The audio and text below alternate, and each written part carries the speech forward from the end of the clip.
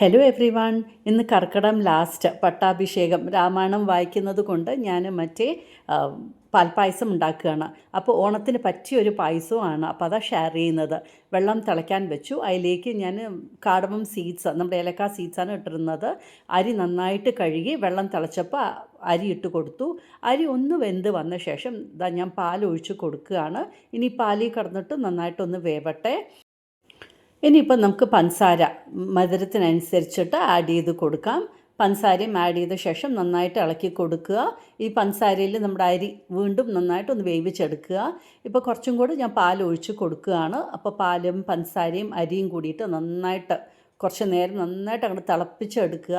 അപ്പോൾ പാലൊന്ന് കുറുകി വരികയും ചെയ്യും, അതിൻ്റെ കളറും മാറും. അപ്പോൾ നല്ല ഒരു ടേസ്റ്റും കിട്ടും. ഇപ്പോൾ കുറച്ച് ഒരു പീസ് ബട്ടറും തട്ടിട്ടുണ്ട്.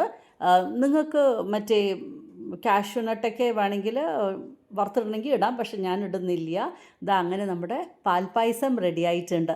ഓണത്തിന് വേണ്ടി ഇതുപോലെ നിങ്ങളൊന്ന് ഉണ്ടാക്കി നോക്കൂ. എപ്പോഴും അടപ്രഥമനും ഒക്കെ ഉണ്ടാക്കുന്നതിന് ഒന്ന് മാറ്റിപ്പിടിച്ച് നമുക്കൊരു പാൽപ്പായസം ഇതുപോലെ അങ്ങോട്ട് ഉണ്ടാക്കാം. അപ്പോൾ അങ്ങനത്തെ പാൽപ്പായസം റെഡി ആയിട്ടുണ്ട്. അപ്പോൾ ഞാൻ ഇന്ന് ഉണ്ടാക്കിയത് നിങ്ങളുടെ കൂടെ ഷെയർ ചെയ്തിരിക്കുകയാണ്.